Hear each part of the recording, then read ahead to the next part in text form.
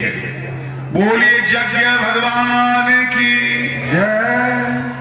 आज आप लोग जयकारा में कमी नहीं करें। आज ये अंतिम दिवस है, यज्ञ का अंतिम दिन, और आप लोग बिल्कुल प्रेम के साथ भगवान का जयकारा लगावें ताकि इलाका में आप लोगों का जयकारा गूंजे। कल से ये माहौल थोड़े मिलने वाला है, कल मैं कहां आप कहां, बस अभी तक के। बोलिए यज्ञ भगवान की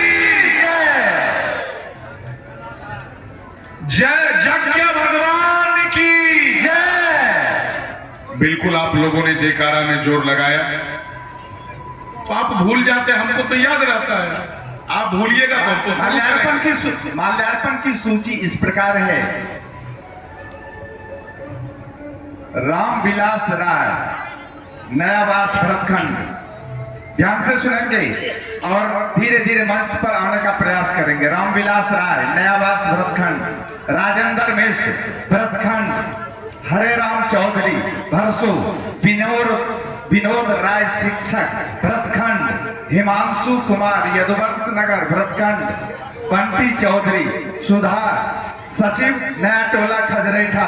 रोशन कुमार, चकपरिया। पीगो राय, अकहा। अर्जुन बाबू, मान्य अर्जुन बाबू, अकहा। एक नाम मेरे तरफ से है, मिथिलेश बाबू खजरेठा।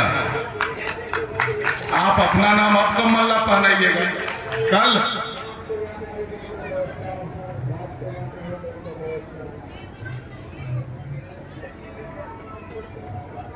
सर्वप्रथम मैं अर्जुन बाबू से आग्रह कर रहा हूं कि हमारे माननीय राष्ट्र संत बाल व्यास कन्हैया जी को माल्यार्पण करने जा रहे हैं। आप जोरदार तालियों से स्वागत करेंगे।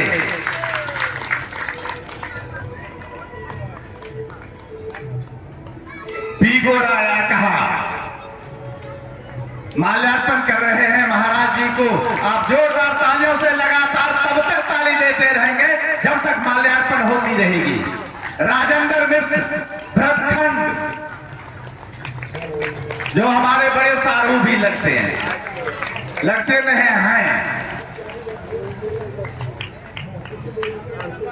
रोशन कुमार, चकपरिया।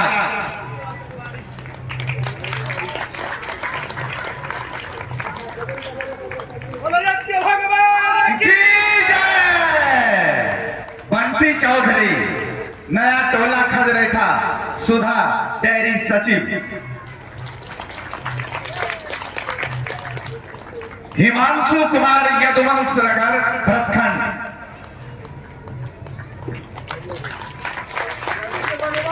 की जय। हरे राम चौधरी, भरसू।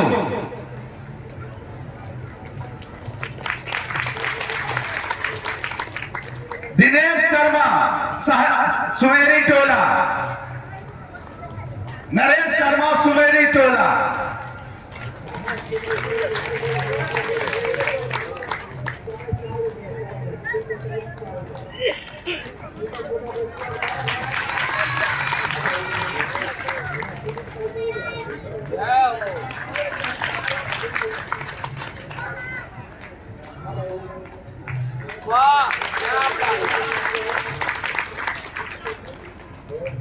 सम्माननीय को सम्मान मिलना चाहिए, माननीय को मान मिलना चाहिए।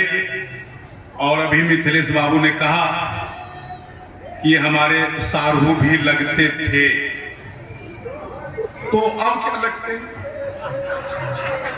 आप क्या लगते हैं? आपने कहा ये हमारे सारू भी लगते थे, तो मुझे लगा कि भाई अब क्या वो मतलब कुछ दिन के लिए सारू बने थे। सारू तो कोई रिश्ता तो जुड़ता तो हमेशा के लिए, कोई मौसेरा रहेगा तो सदा के लिए रहेगा, सारू तो हमेशा के लिए रहेंगे। तो मैं इसीलिए उसी समय सस्पिशन में पड़ा कि इन्होंने कहा कि सारू लगते थे, तो मैंने सोचा कि ये तो बड़ा विचित्र समस्या है। खैर आप इसे अन्यथा नहीं लेंगे, लेकिन थोड़ा बात पकड़ने का मेरा आदत है, न कोई बात मुझसे छुप सकता है ना मैं भूल पाता हूं। अब इसे आप जो कहें तो आप सारू लगते रहेंगे। लेकिन इन्होंने भले कह दिया कि लगते थे, लेकिन नहीं, आप लगते रहेंगे जी। 2 बार प्रभु का नाम हो। बोलो श्री राम जय राम जय जय राम। बोलो श्री राम जय राम जय जय राम। बोलो श्री राम जय राम जय जय राम। बोलो श्री राम जय राम जय जय राम। बोलो श्री राम जय राम जय जय राम। बोलो श्री राम जय राम जय जय राम। बोलो श्री राम जय राम जय जय राम। बोलो श्री राम जय राम जय जय राम। बोलिए श्यावर रामचंद्र की जय। शंकर भगवान की जय। अपने अपने गुरुदेव स्वामी की जय। बाला त्रिपुर सुंदरी की जय। यज्ञ भगवान की जय। यज्ञ कराने वाले की जय। यज्ञ में भाग लेने वाले की जय। जय बोलने वाले की जय। श्री गुरु चरण सरोज रज निज मन मुकुर सुधारी बरनो रघुबर बिमल जस जोदायक फलचारी बुद्धिहीन तनु जानिके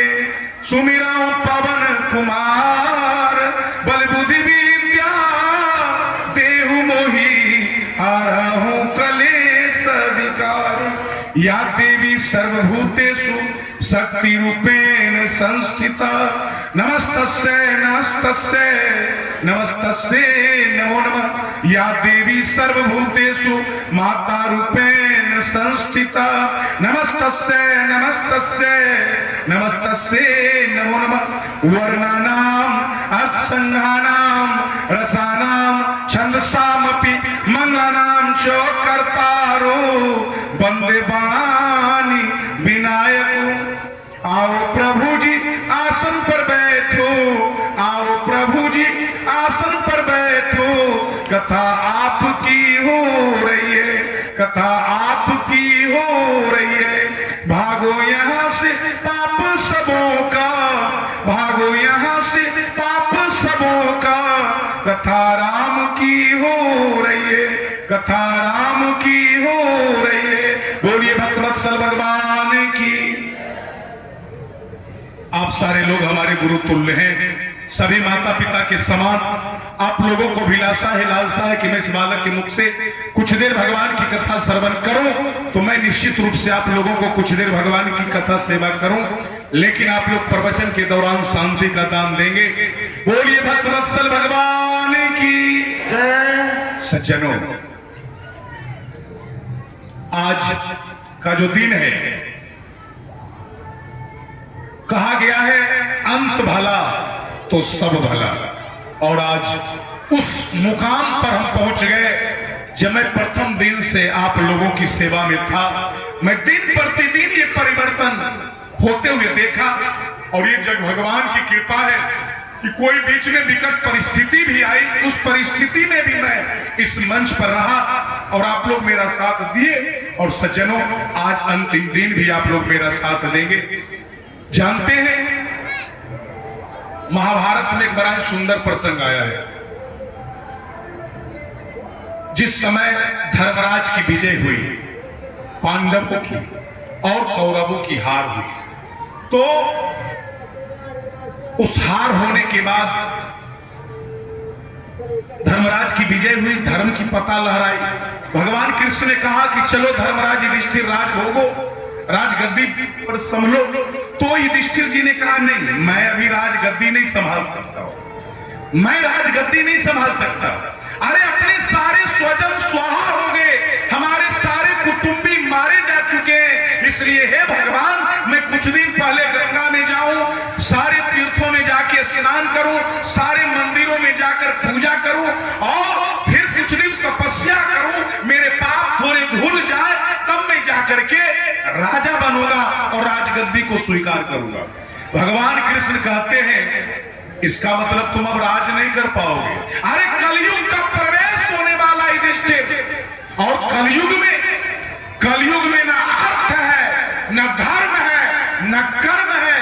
कलयुग में सिर्फ एक राम नाम ही आधार है, केवल एक राम नाम। गोस्वामी जी ने लिखा, नहीं कली कर्म न भगति विवेकु राम नाम अवलंबन एकु, केवल एक राम नाम का सहारा। तो भगवान कहते तू राज नहीं कर सकता है, और क्योंकि कलयुग का प्रवेश होने वाला है, और यदि इसकी झांकी तुझे देखनी है तो पांचों भाई 5 दिशाओं में चले जाओ, सामने लौट के आना। जो भी आश्चर्य तुझे देखने के लिए मिलेंगे, सामने मेरे पास इस बात की चर्चा करना। पांचों भाई 5 दिशा में चले गए। युधिष्ठिर को क्या दिखाई दिया? 2 सूंड वाला हाथी। जरा गौर कीजिएगा, धर्मराज युधिष्ठिर को दिखाई दिया 2 सूंड वाला हाथी। ये तो बड़ा आश्चर्य है, एक सूर होता है लेकिन 2 सूर वाला हाथी दिखाई दिया। अर्जुन को क्या दिखाई दिया? एक जगह कुछ पक्षी जो है उसके जो पंख है ना, उस पर वेद की ऋचाएं लिखी हुई है, उसमें शास्त्र के श्लोक लिखे हुए, लेकिन वो पक्षी मुर्दे का मांस खा रहा है। उसके पंख पर वेद की ऋचाएं लिखी हुई है, श्लोक लिखे हुए हैं, लेकिन वो पक्षी मुर्दे का मांस खा रहा है। इससे बड़ा आश्चर्य क्या हो सकता है? तो भीम को क्या दिखाई दिया? भीम को दिखाई दिया कि एक गौ अपने नवजात बछड़ी को चाटे जा रहे। इतना वो चाट ली कि उसके पूरे शरीर से खून बहने लगा। वो बछड़ी लहूलुहान हो गई, लेकिन उसकी जो मां थी ना, वो चाटना बंद नहीं कर रही। और बछड़ी लहूलुहान हो गई, लेकिन वो चाटना बंद नहीं करती। नकुल को क्या दिखाई दिया? नकुल को दिखाई दिया कि एक जगह 5 कुआं है। 5 कुआं में 4 कुआं में छलाछल पानी भरा हुआ है, और बीच वाला जो कुआं है ना, बिल्कुल खाली, एकदम सूखा, जिससे अकाल पड़ा हुआ है। और 4 कुआं में एकदम भरा हुआ है, छलाछल पानी। तो ये तो बड़ा आश्चर्य है। सहदेव को क्या दिखाई दिया? एक पर्वत से एक चट्टानी टूट कर गिरी, तो उसे दूसरे चट्टान थाम नहीं सके, दूसरे बड़े वृक्ष उसे नहीं थाम सके, लेकिन उतने बड़े चट्टान को गिरते हुए एक घास के तिनके ने थाम लिया। घास के तिनके ने। तो ये तो बड़े आश्चर्य की बात है। 5 भाई शाम पहुंचे भगवान कृष्ण के पास। तो कृष्ण भगवान के पास जब पहुंचे तो भगवान कृष्ण ने पूछा, बताइए आप लोगों को क्या दिखाई दिया? पहले पूछे धर्मराज युधिष्ठिर से, उन्होंने कहा भगवान मुझे दिखाई दिया कि एक जगह 2 सूंड वाला हाथी था। भगवान हंसते हैं और कहते हैं कलयुग का बात है। कलयुग में जो जिसका रक्षक है ना, वही उसका भक्षक है। कलयुग में दोनों तरफ से शोषण करने वाले लोग होंगे। ये कलयुग का बात है। भगवान ने कहा अर्जुन तू बता, तू क्या देखा? तो अर्जुन ने कहा कि मैंने देखा कि एक पक्षी जिसके पंख पर वेद की ऋचाएं लिखी हुई है, श्लोक लिखे हुए, लेकिन वो पक्षी मुर्दे का मांस खा रहा है। भगवान कहते हैं ये घोर कलयुग का बात है। कलयुग में लोग त्याग वैराग की बातें तो करेंगे, ज्ञान की बातें करेंगे, ऊंचे ऊंचे साधना की बात तो करेंगे, मोह ममता त्यागने की बात तो करेंगे, लेकिन उनका मन नीचे हमेशा विषयों में लगा रहेगा, नीचे हमेशा वासनाओं में रमा रहेगा। ज्ञान की बात करेंगे, वो ऊंचे ऊंचे साधना की बात करेंगे, वो साधु बनने का भोग करेंगे, लेकिन उनका मन हमेशा वासनाओं में लगा रहेगा, उनका मन हमेशा आसक्तियों में फंसा रहेगा। ये घोर कलयुग का बात है। तो भीम से पूछा भगवान ने तूने क्या देखा? तो भीम ने कहा कि एक गौ अपने नवजात बछड़ी को चाट रही थी। भगवान कहते इसमें कोई आश्चर्य की बात नहीं। तो भीम ने कहा बिल्कुल आश्चर्य है प्रभु। अरे वो इतना चाहती कि वो बछड़ी लहूलुहान हो गई, लेकिन लहूलुहान होने के बाद भी गौ चाटना बंद नहीं की। तो भगवान कहते ये भी कलयुग का बात है। कलयुग में माता पिता अपने बाल बच्चे से इतना प्रेम करेंगे, इतना प्रेम करेंगे कि बेटा उनका अपने पैर पर खड़ा हो जाए, ऐसी उसकी योग्यता ही समाप्त कर दे। इतने लोग मोहान हो जाएंगे। आजकल देखते हैं ना, कोई लड़का जब पटना जाना होता है तो स्टेशन पहुंचता है तो घर से फोन जाता, पहुंच गया ठीक ठाक से, ट्रेन पर चढ़ता फिर फोन जाता है, ट्रेन पर सीट मिल गया कि नहीं मिल गया? फिर जब बेगूसराय से पार करता है, बेटा सीट मिला कि नहीं? कुछ भूख लगेगा तो खा लेना, लगता है जिसे तोता नहीं है। फिर वो पटना पहुंचने से पहले फिर फोन जाएगा, बेटा पहुंच गया कि नहीं पहुंच गया? ठीक है खा लेना। तो दिन भर में 4 बार फोन जाएगा, खा लेना, नाश्ता कर लेना, सो जाओ, ज्यादा लेट हो गई। तो लोग इतना प्यार करेंगे कि अपनी पैर पर वो खड़ा हो जाए, ऐसी उसकी योग्यता समाप्त कर देंगे। भगवान ने कहा नकुल तूने क्या देखा? जय तूने क्या देखा? तो नकुल ने कहा एक जगह 5 कुआं, अब 5 कुआं में चारों कुआं में पानी था भरा हुआ, चला चल, अब बीच वाला कुआं एकदम सूखा खाली। भगवान कहते ये घोर कलयुग का बात है। कलयुग में माता पिता अपने बाल बच्चे को पाल पोस कर जवान कर देंगे, और जब बाल बच्चा जवान होगा तो अपने माता पिता का सेवा नहीं कर सकता है। अरे जिंदावस्था में बेटा अपने बाप को, अपने माँ बाप को भोजन नहीं करा पाता है, लेकिन वही बेटा अपने माँ बाप के मरने के बाद भोज करता है। यही कलयुग का सबसे बड़ा आडंबर है।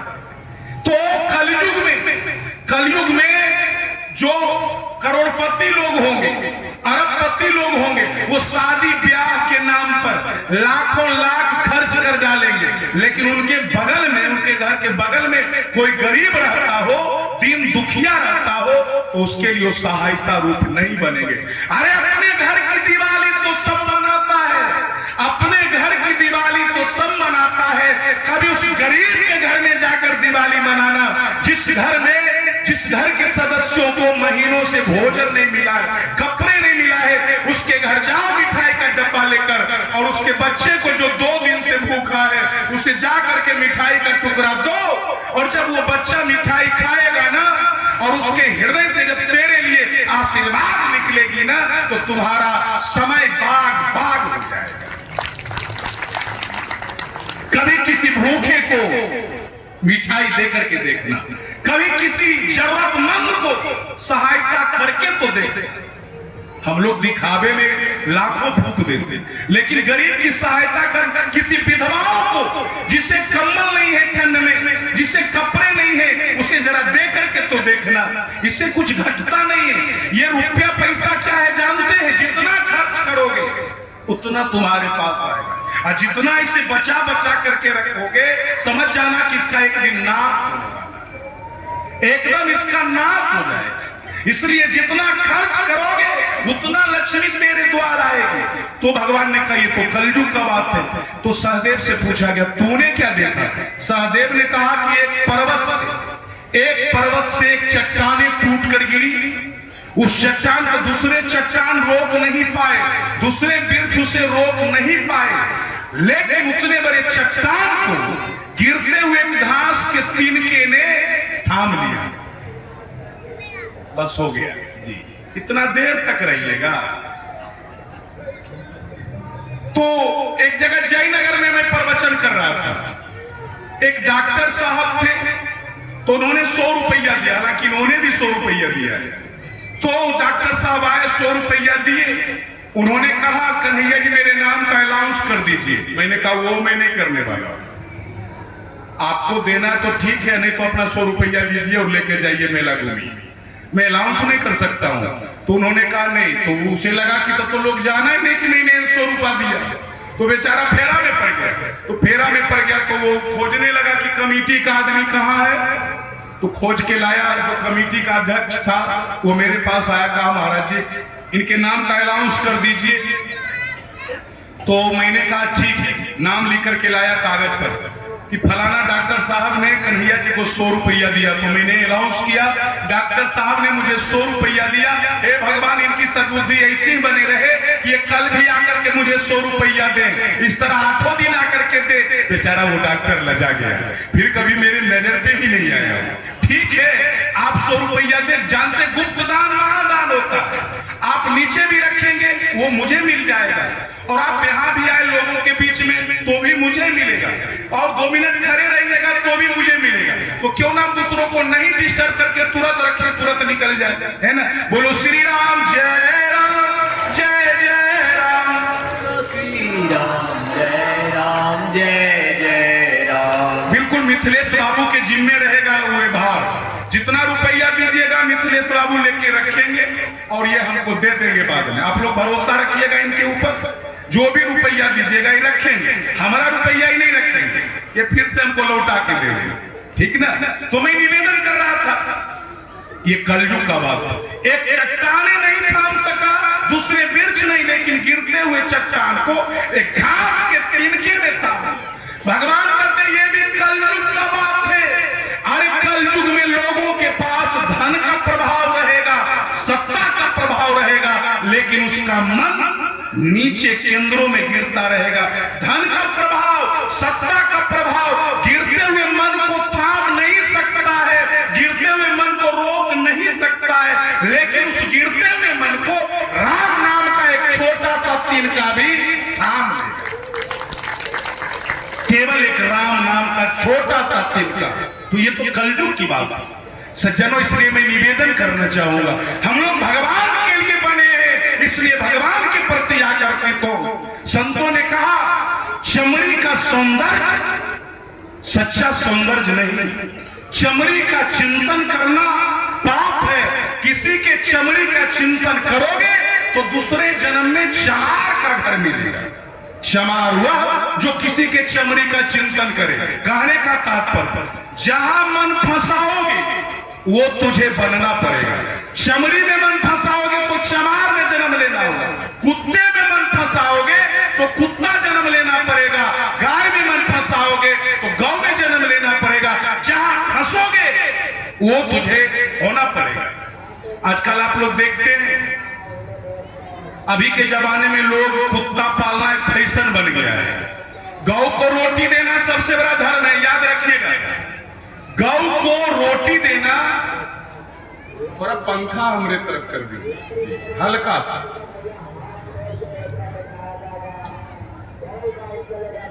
बस, गौ को रोटी देना सबसे बड़ा धर्म है, लेकिन कुत्ते को रोटी देना क्या है? कुत्ते को आप रोटी दे सकते हैं, अंतिम रोटी शत्रु थोड़ा शांत रहता है। कुत्ते को जब रोटी अंतिम रोटी देंगे, ये सब तो ठीक है। किसी जीव का हमारे शास्त्रों में ये नहीं किया गया कि आप उसकी सहायता नहीं करें, लेकिन आज कुत्ते को पाला जाता। पहले जमाने में घर के दरवाजे पर क्या लिखा होता था?